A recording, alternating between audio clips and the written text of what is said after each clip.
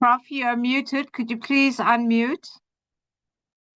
Oh, I'm muted. Oh, apologies.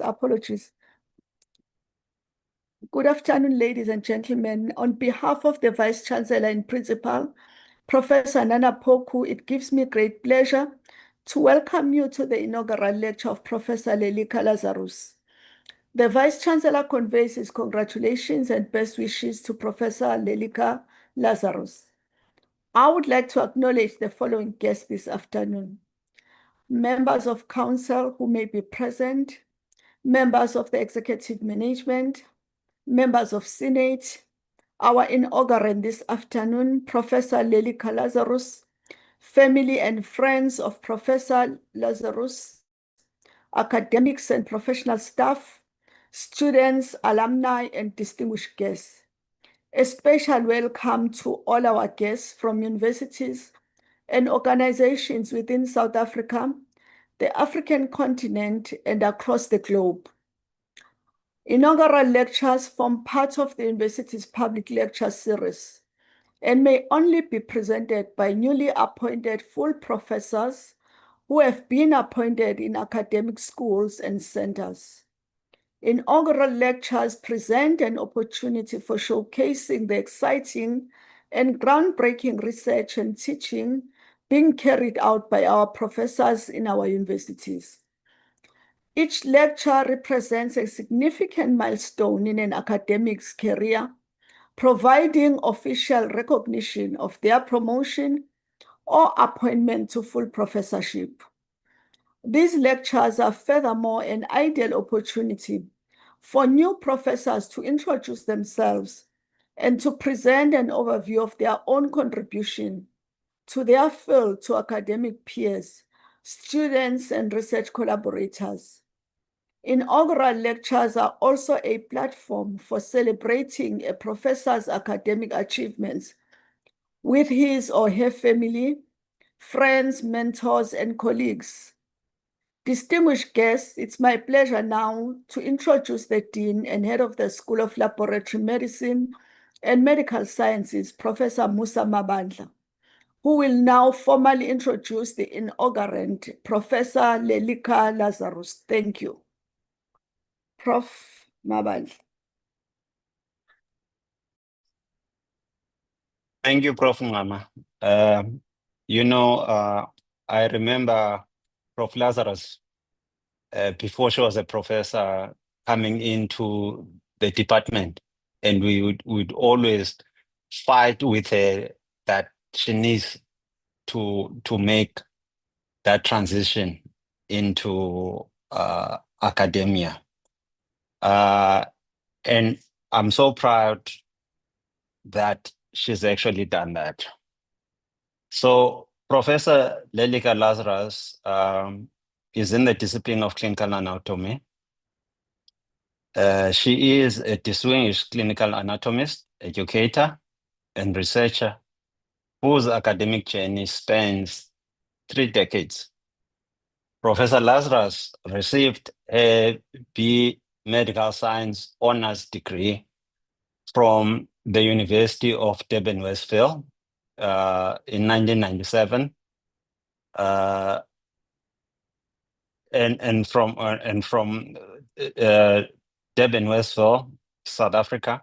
She completed her M.Ed. Sci in 2001, during which she received a bronze medal for her study by the South African Association for the Advancement of Science. Furthermore, she completed a postgraduate diploma in higher education and a PhD in 2015 and 2017, respectively, from the University of KwaZulu-Natal. Prof. Lazarus joined the Department of Clinical Anatomy, University of KwaZulu-Natal in 1997 as a research assistant and ascended to the position of lecturer in 2006.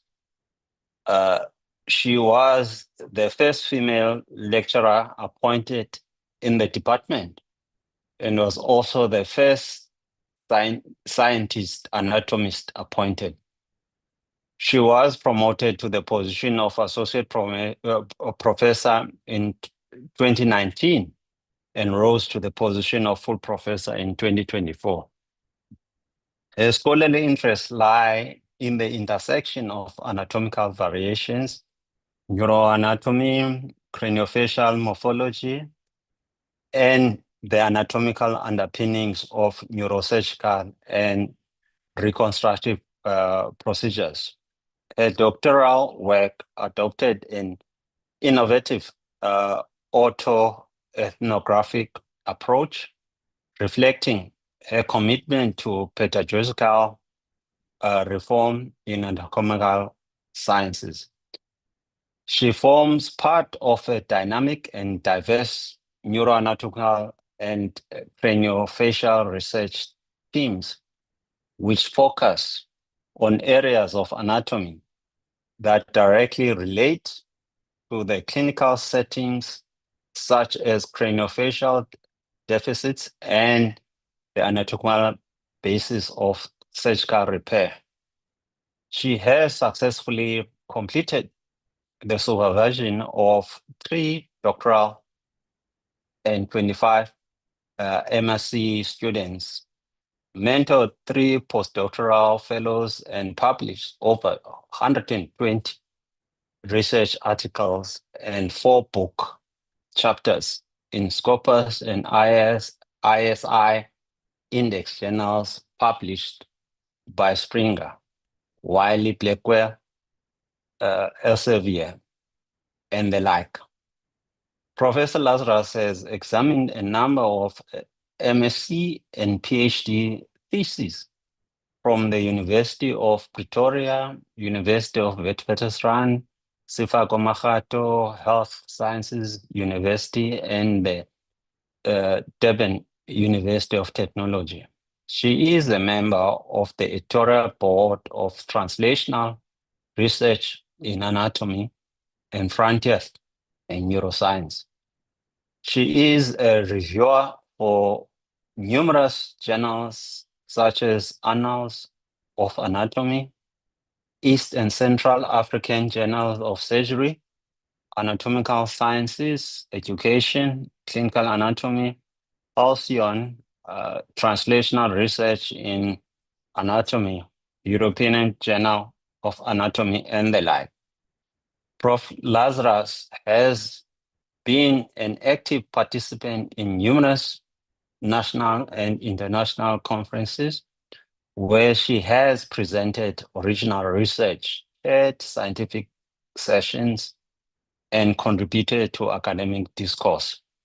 She has delivered and co-authored presentations at prestigious meetings such as the annual conference of the Anatomical Society of Southern Africa, the International Conference on Human Body and Physiology in Malaysia, and the International Society of Morphological Sciences.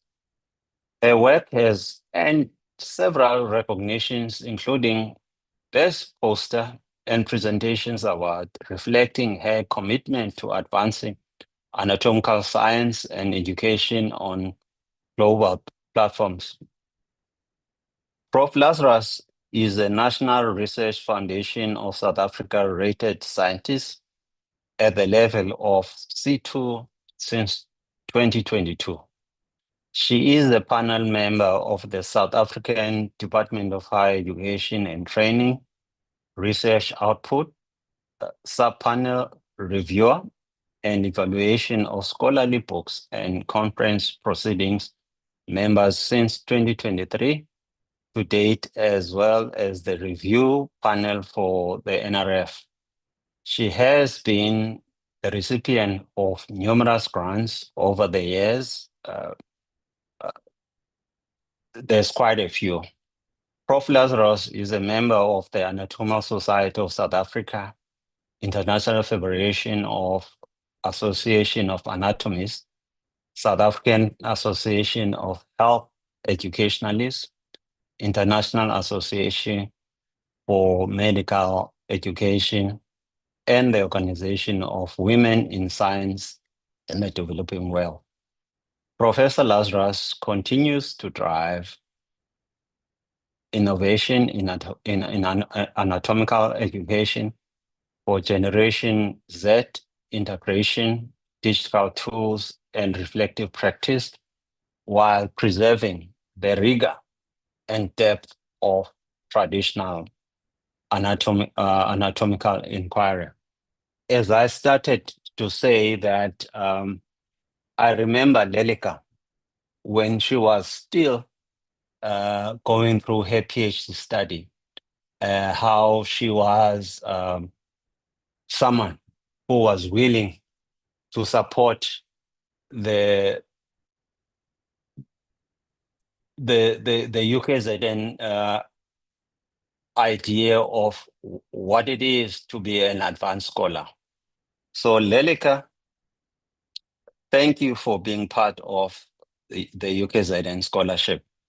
And thank you, DVC.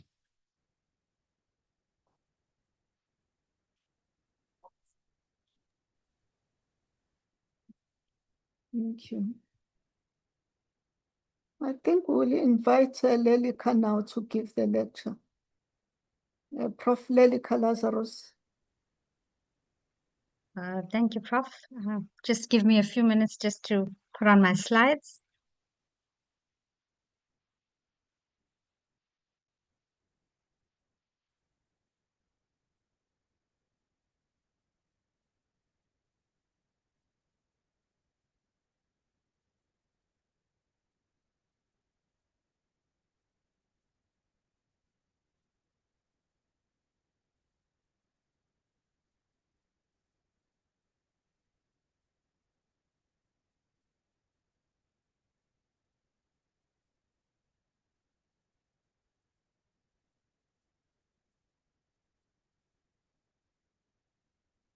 All right. Pamela, can you see that? Is everything fine? Yes, it's fine, Prof. Lazarus. You may All right. proceed. Okay. Thank you, everybody, for those kind words. So I'm going to start off my lecture. The Vice-Chancellor, Deputy Vice-Chancellor, the Dean, colleagues, distinguished guests, family, friends, students, ladies and gentlemen, a very good afternoon to you.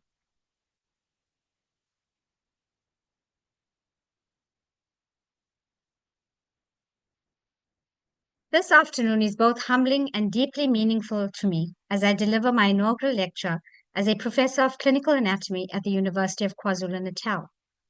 Rather than simply recounting the milestones listed in my CV, I want to take you on a journey through the experiences, challenges, and moments of inspiration that have shaped my path.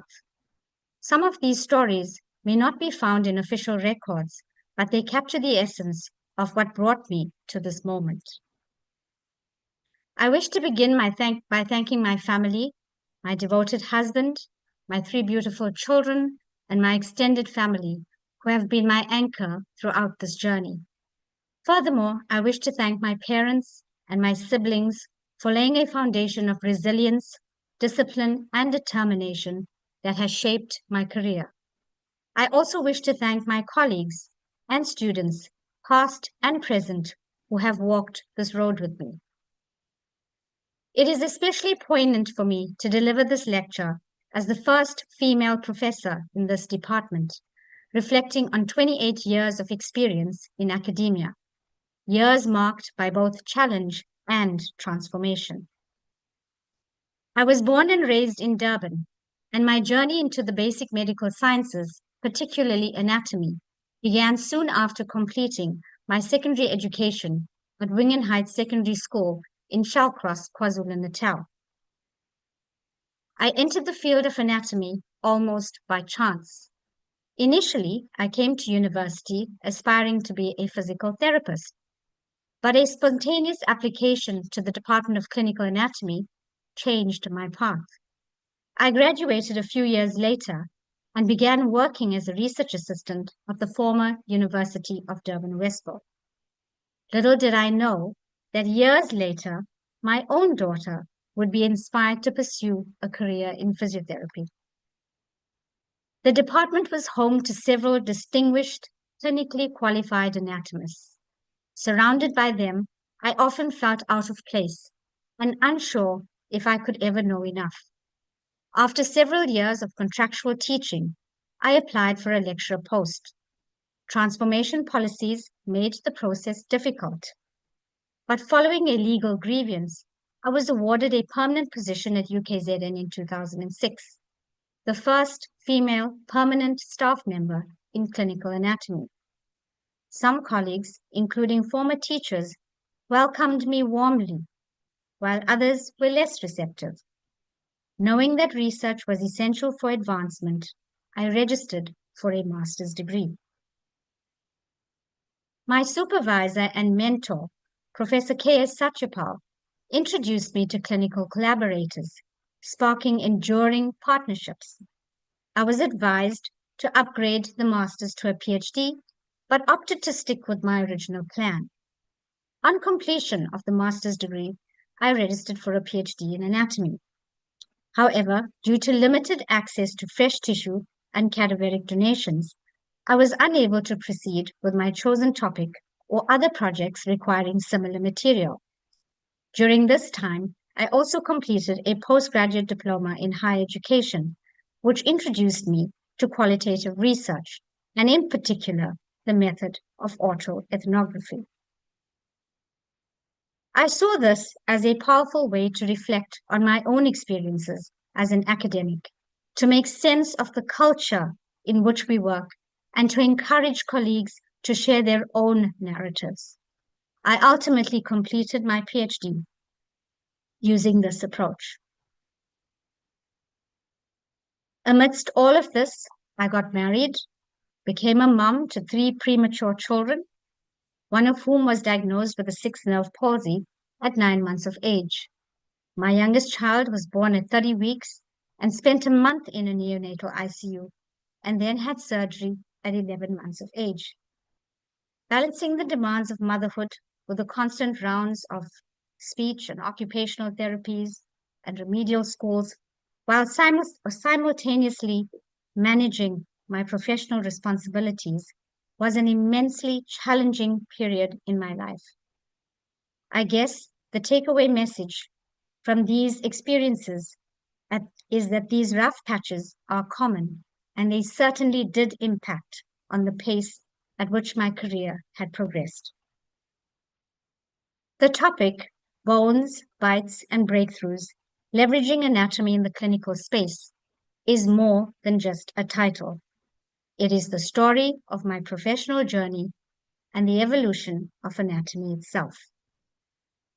My son introduced me to Mark Rober, who is a former NASA and Apple engineer and a popular current YouTuber. And this young man highlighted in his MIT address that many of the most significant steps forward come not from knowing exactly where the path will lead, but from embracing a kind of naive optimism. And these 2 words resonated with me, a lot. And that naive optimism was actually the courage to take the first step without having all the answers. And in my own journey through Bones, Bites, and Breakthroughs, this mindset has been indispensable. Bones speak to the solid foundation of anatomical science that has shaped my early years and remains the cornerstone of medical education. Bites reflect my embrace of technology, from digital imaging to 3D modeling and virtual learning, tools that have transformed anatomy into an interactive and clinically relevant discipline. Breakthroughs represent the collaborative relationships that I've built with clinicians, translating anatomical knowledge into improved surgical approaches, clinical decision-making, and patient outcomes. This lecture is an invitation to reflect on how anatomy has moved from a static, descriptive science to a dynamic, technologically enabled, and clinically integrated field. it is also a call to action for anatomists, clinicians, and educators to harness innovation, share knowledge, and to work together to ensure that anatomy continues to transform healthcare for generations to come. Anatomy has often been called the cornerstone of medical education. Generations of doctors, nurses, and allied health professionals have begun their clinical journeys in the anatomy laboratory. Anatomy originated from early practices such as Egyptian mummification around 2600 BC, where encounters with internal organs were spiritual rather than scientific.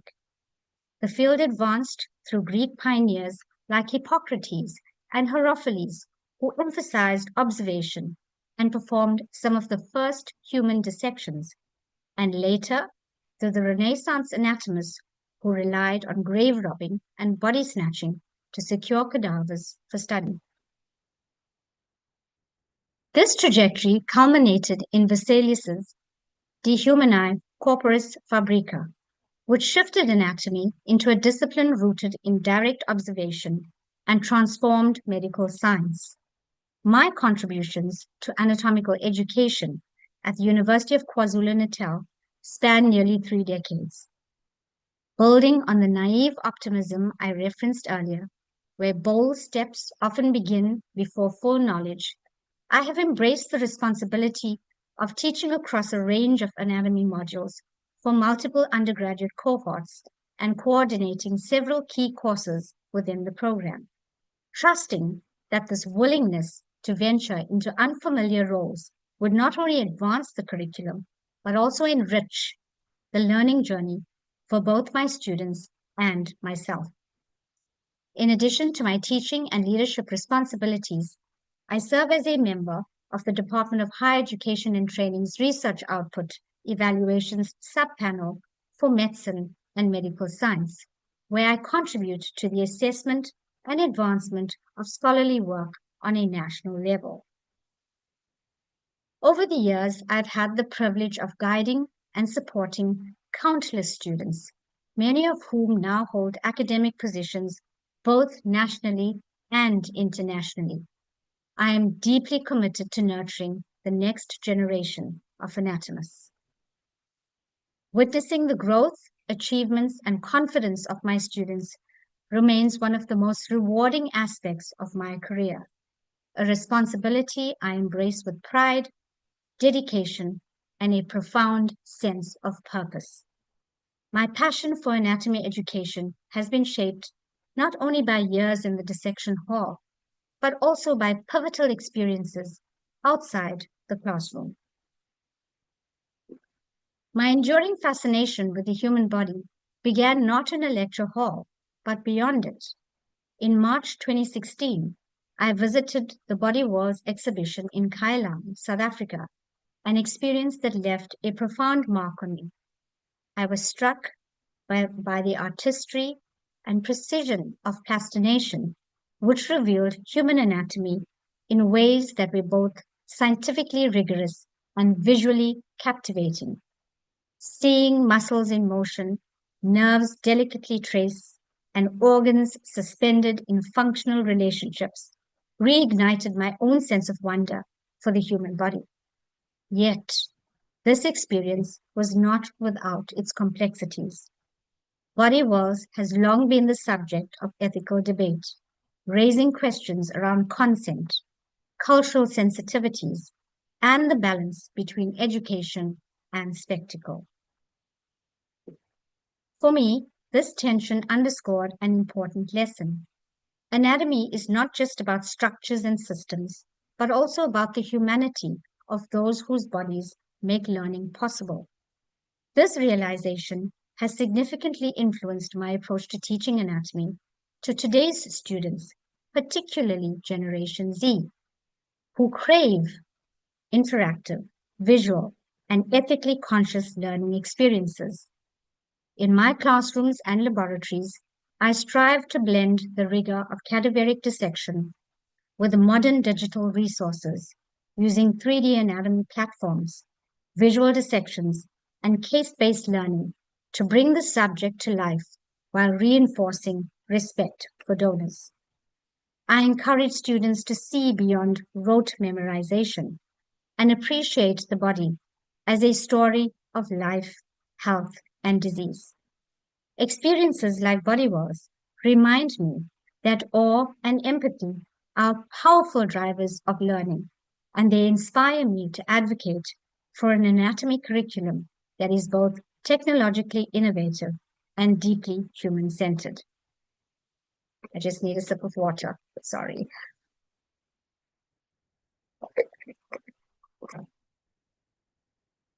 The COVID-19 pandemic in 2019 disrupted anatomy education worldwide, exposing the vulnerabilities of a system heavily reliant on cadaver-based teaching.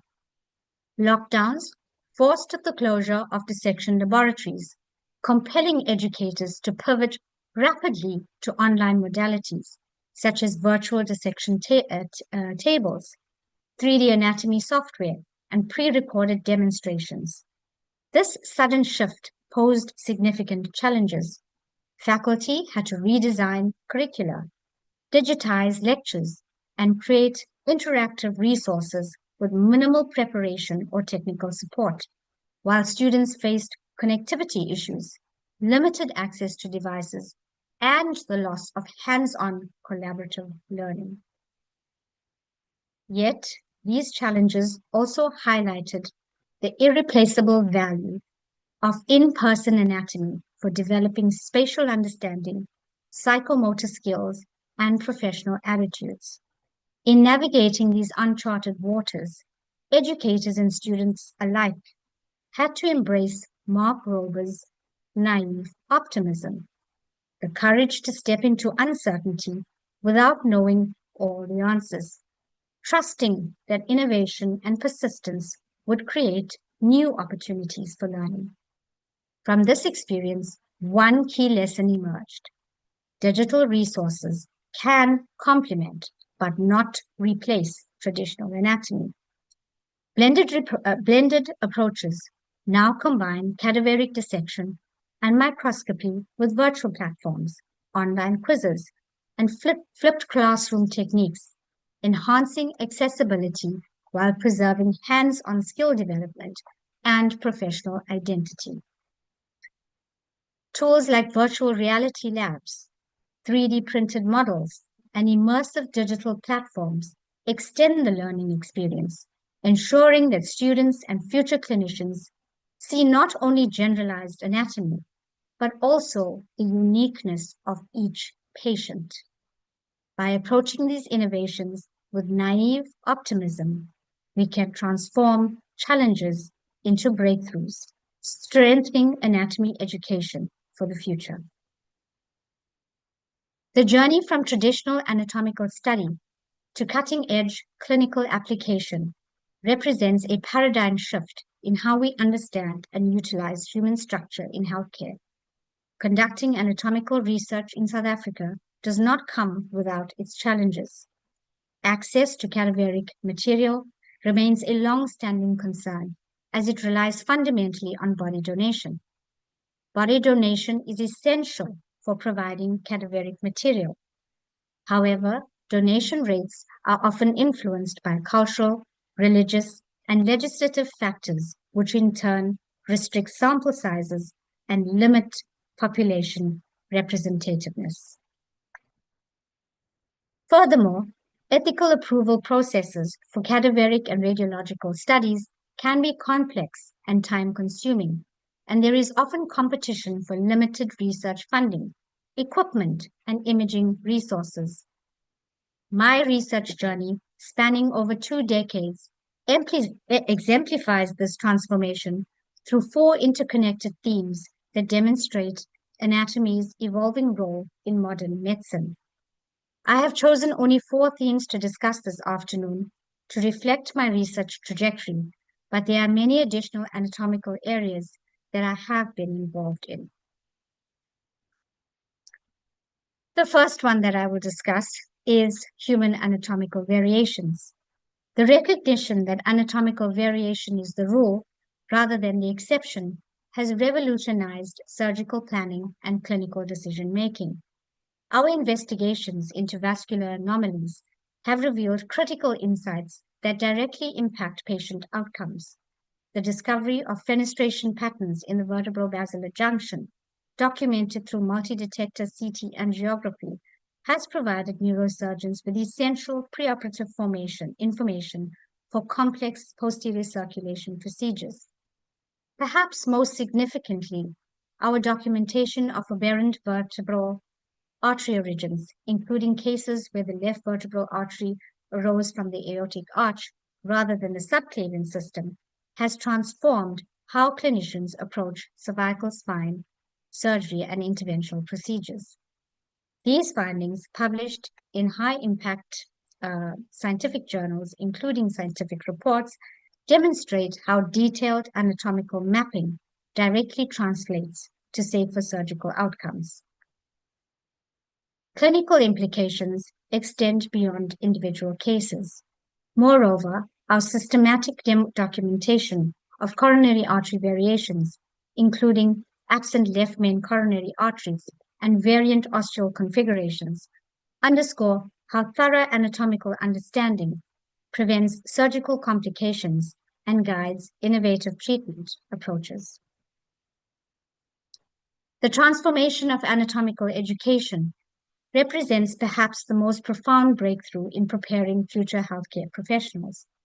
My autoethnographic exploration on the praxis and research of human anatomy through autoethnography challenged conventional pedagogical approaches and introduced transformative methodologies that have been adopted internationally.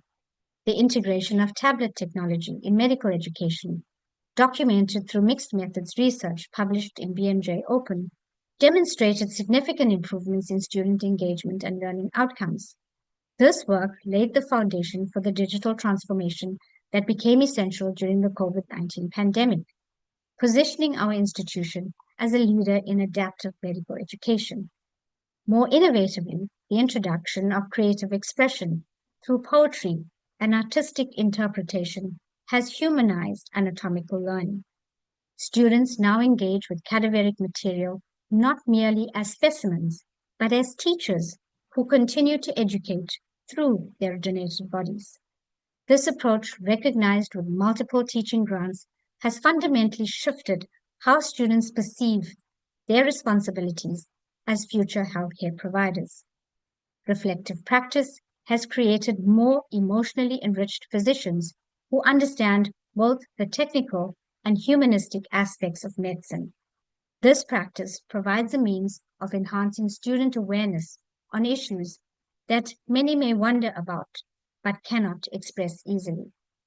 Furthermore, the publication on feminine forces highlights the concept of a broader rising tide of feminine strength and changing gender roles in various contexts, including academic works on gender equality, art, and symbolism, and discusses the empowerment of women in different fields. Craniofacial anatomy represents the convergence of form, function, and identity. The research conducted by our team on morphometric analyses on scaphocephaly, trigonocephaly, and other cranial deformities provides surgeons with precise anatomical roadmaps for reconstructive procedures. The investigation of Tessia craniofacial clefts number 3 and 4 in the South African population has created the first comprehensive anatomical classification system for these rare but significant congenital anomalies. This work has direct implications for surgical timing, technique selection, and patient prediction and outcome prediction. Our analyses of hemifacial microsomia patterns has identified previously unrecognized anatomical markers that guide fat transfer procedures and mandibular reconstruction strategies. The integration of a CT-based morphometry with clinical presentation data has created predictive models that optimize surgical outcomes while minimizing revision procedures.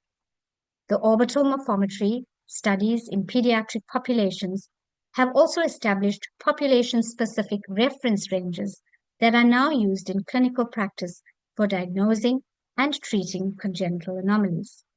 This work demonstrates how detailed anatomical analysis creates precision medicine approaches tailored to specific demographic groups. Furthermore, our work on the paranasal mucoceles has indicated that centrally located paranasal mucoceles tend to cause total distortions of the craniofacial orbital skeleton. My curiosity about the nervous system began early in my research career, where I turned my attention to the sympathetic supply to the upper limb. This work centered on the elusive nerve of Kunz, explored its anatomical variations and their impact on surgical outcomes. Through studies such as the thoracic origin of the sympathetic supply to the upper limb, pitfalls in thoracoscopic sympathectomy, and a thoracoscopic view of the nerve of Kunz, I examined why certain sympathectomies failed and how thoracoscopic opened a new era for understanding surgical anatomy. These investigations, particularly around the second thoracic ganglion, laid the anatomical basis for improving the success of upper limb sympathectomy.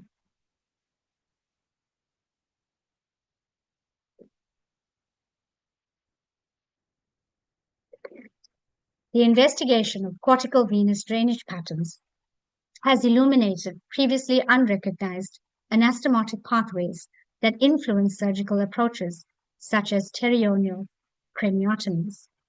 Given the increased risk of iatrogenic injury to these anastomotic veins, it is crucial to highlight their anatomical variations, including presence, size, and drainage patterns from a neurosurgical perspective. Our analysis of meningioma vascular supply patterns has optimized preoperative embolization protocols, reducing operative blood loss and improving surgical outcomes. The exploration of intracranial aneurysm relationships to surrounding vascular anatomy has refined microsurgical approaches and influenced endovascular treatment selection. Our knowledge of the variations in the origin of the radial artery may assist the clinician during coronary and neurointerventional procedures. Our research has also focused on traumatic brain injury, particularly the vascular and molecular consequences that contribute to patient outcomes. Vascular injury remains one of the major complications of penetrating traumatic brain injury, often linked with significant morbidity and mortality. However, encouragingly, most patients in our series recovered well with minimal perioperative and postoperative complications. Beyond the structural sequelae, we have explored biochemical markers that provide insight into disease progression and prognosis. Our studies demonstrated significant downregulation of apolipoprotein E and minimal changes in apolipoprotein A1 in patients with moderate and severe traumatic brain injury. These alterations, likely reflective of disrupted blood-brain barrier integrity and impaired neurosurgical function, align with mechanisms implicated in neurodegenerative processes. Furthermore, we found that elevated serum levels of glial fibrillary acidic protein and S100B correlate with increasing TBI severity and progression. These findings highlight the potential of multiplex immunoassays to improve diagnostic precision and prognostic evaluation. Taken together, our work underscores the dual importance of addressing both vascular injury and biomarker-based stratification to advance clinical management and outcome prediction in patients with TBI. This work exemplifies how detailed anatomical understanding drives therapeutic innovation. These 4 research themes converge to demonstrate anatomy's central role in modern healthcare. The integration of traditional morphological analysis with advanced imaging, educational innovation, and clinical application creates a new paradigm for medical practice. The establishment of population-specific anatomical databases addresses healthcare disparities by ensuring that surgical techniques and diagnostic criteria reflect the populations they serve. This work has particular significance in the African context, where the anatomical reference standards have historically been based on non-African populations. The development of predictive anatomical models using artificial intelligence and machine learning represents the next frontier. By combining traditional anatomical knowledge with computational analysis, we are creating tools that enhance clinical decision-making and improve patient outcomes. These breakthroughs demonstrate that anatomy is not merely a foundational science, but a dynamic, evolving discipline that continues to drive medical innovation. The future of healthcare depends on our ability to understand, map, and apply anatomical knowledge in increasingly sophisticated ways. Looking forward, I envision the establishment of a dedicated research unit within the department, a center of excellence that integrates advanced imaging, morphometric analysis, computational modeling, and clinical collaboration. This unit would serve as a hub to create the following: population-specific neuroanatomical and craniofacial databases that reflect the diversity of African communities, refine neurosurgical planning and decision-making through predictive anatomical models, advance research into congenital anomalies of the skull and craniofacial region, improving understanding of their morphology and guiding surgical reconstruction, and to train the next generation of clinician scientists in cutting-edge research methodologies.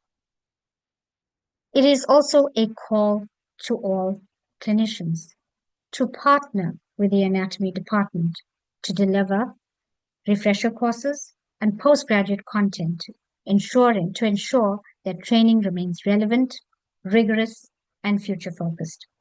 By anchoring our work in neuroanatomy and craniofacial anatomy, this unit will serve as a hub for translational medicine, deepening scientific understanding while directly informing safer surgeries, improved patient outcomes, and equitable healthcare innovation. This vision represents the natural step in our journey from bones to bites to breakthroughs, ensuring that anatomy continues to illuminate the path from laboratory discovery to clinical transformation. Looking ahead, I also envision an anatomical landscape where research and education transcend traditional boundaries through radical democratization and personalization. We must move beyond the constraints of static textbooks and standardized curricula towards dynamic, adaptive learning ecosystems that respond to individual learning styles, cultural contexts, and clinical needs. The integration of augmented reality, haptic feedback systems, and AI-powered anatomical companions will create immersive educational experiences where students can explore virtual cadavers tailored to their specific patient populations. Research must embrace community-based participatory approaches, ensuring that anatomical knowledge serves diverse global populations rather than perpetuating Western-centric medical paradigms. Most importantly, we must cultivate anatomical literacy among patients themselves, empowering them to understand their own bodies and participate meaningfully in healthcare decisions. This democratization of anatomical knowledge will ultimately transform medicine from a paternalistic model to a truly collaborative partnership between healthcare providers and informed patients. The journey from dissection table to operating theater, from textbook to tablet, from observation to prediction, represents the true power of anatomical science in transforming human health. These breakthroughs are not endpoints, but waypoints on a continuous journey towards more precise, personalized, and effective medical care. As Mark Rober reminds us, approaching complex challenges with naive optimism, the belief that with enough curiosity, persistence, and creative problem solving, we can overcome seemingly impossible obstacles. And that has driven every major breakthrough in anatomical science. It is the same naive optimism that will propel us towards even greater discoveries, ensuring that the intersection of bones, bites, and breakthroughs continues to revolutionize human health for generations to come.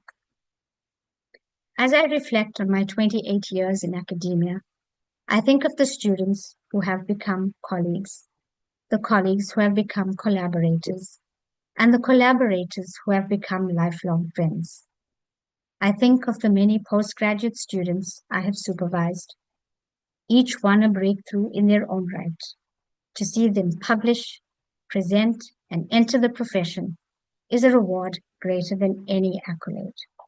I think of the sacrifices made, late nights writing, weekends in the lab, the constant balancing act of being a wife, a mother, and an academic. Without the unwavering support of my family, this journey would have been impossible. As I deliver this lecture here today, reflecting on this journey from bones to bites to breakthroughs, I am reminded that every significant advancement in anatomical science began with someone willing to ask, what if? And take that first uncertain step forward. When I first entered the dissection hall as a young research assistant, uncertain of whether I belonged among distinguished, clinically qualified anatomists, I could never have imagined that those moments of doubt would ultimately fuel decades of discovery.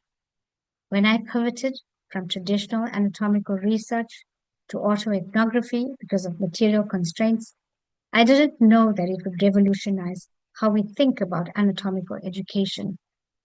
When we first introduced tablets into medical classrooms, we couldn't predict it would prepare us for a global pandemic that would transform education forever.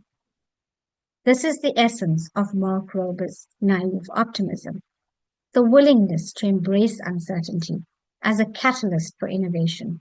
It's the belief that curiosity, persistence, and creative problem solving can overcome obstacles that initially seem insurmountable.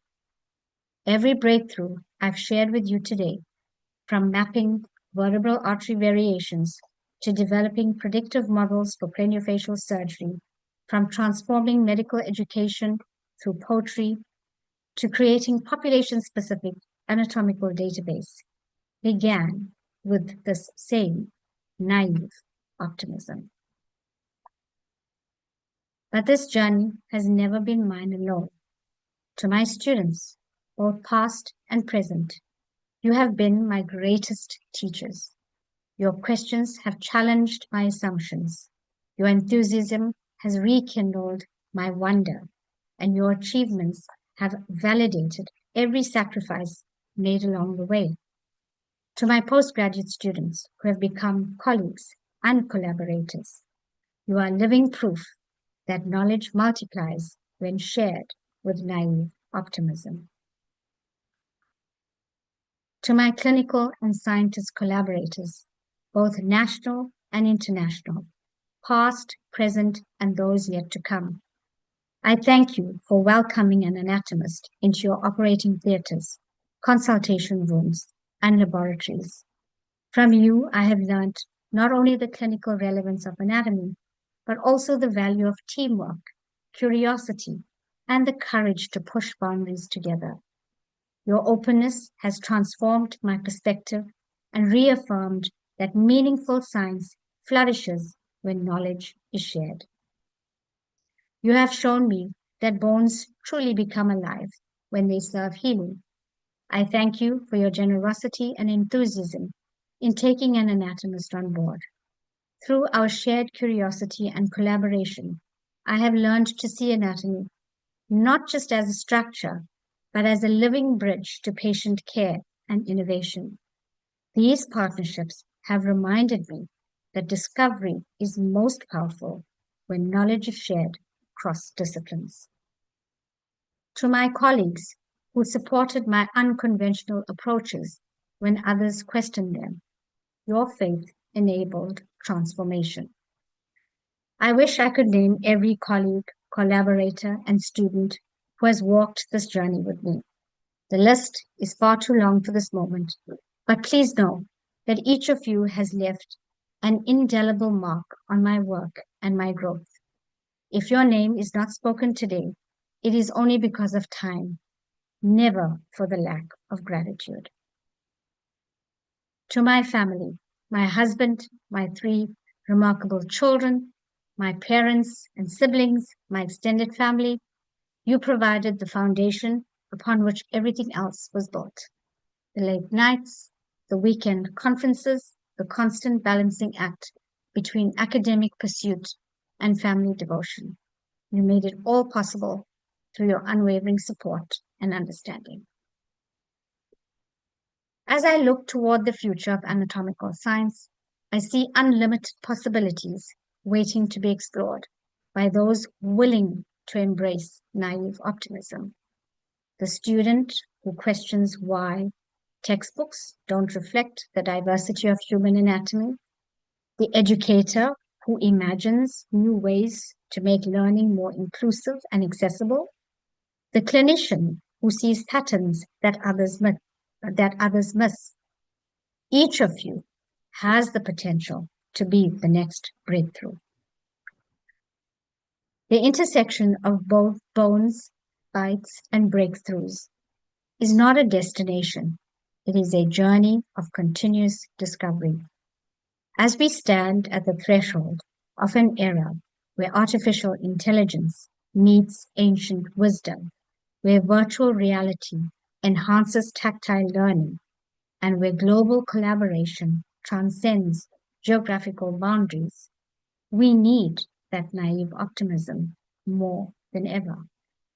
My challenge to each of you is this: embrace the uncertainty, ask the difficult questions, take that first step, even when you can't see the entire path.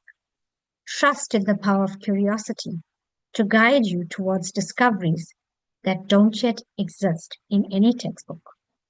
The future of anatomy, and indeed the future of medicine, belongs to those bold enough to believe that with enough persistence, creativity, and naive optimism, we can solve problems that we haven't even identified. I thank you for allowing me to share this journey with you. Thank you for your presence here today, and thank you for the journeys you are yet to begin. Thank you very much.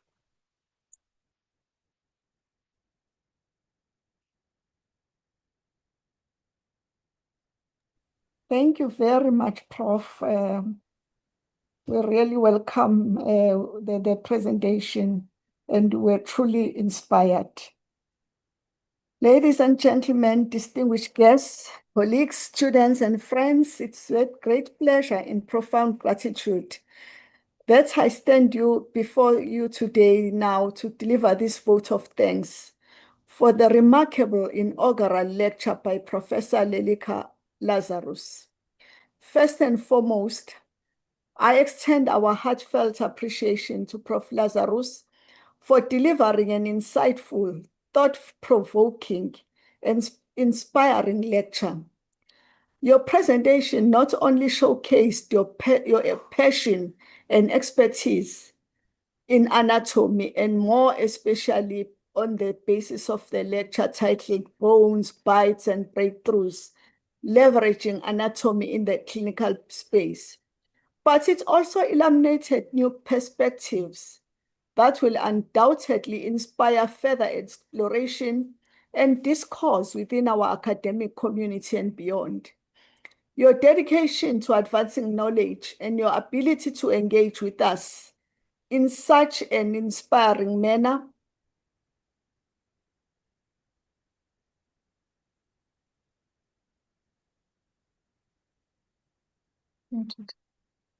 What happened? I don't know. I thought the lecture has ended and they closed it because something just...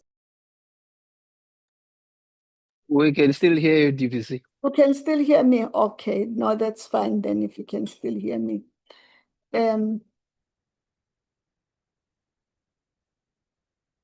I thought because it's 4 o'clock, something happened and it just ended. Apologies.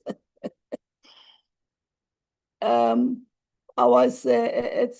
would like to express our gratitude to UKZN for hosting this significant event. Your commitment to fostering intellectual growth and celebrating academic excellence has made this occasion possible. Especially thanks goes to the organizing committee, corporate relations, the event staff, audiovisual, as well as IT colleagues, and all those who work tirelessly behind the scenes to ensure the success of this lecture. Your efforts in coordinating this event, from logistics to technical support, have not gone unnoticed.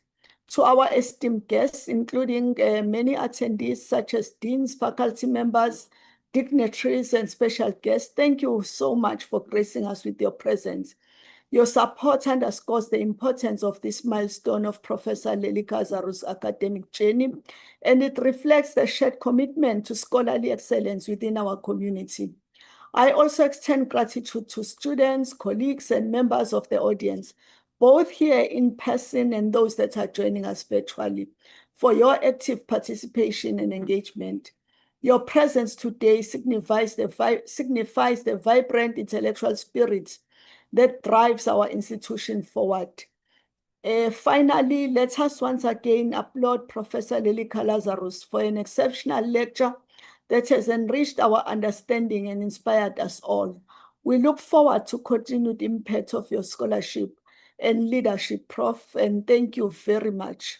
And thank you all, and please join me in a round of applause for Professor Lelika Lazarus and everyone who made this event a resounding success. I thank you.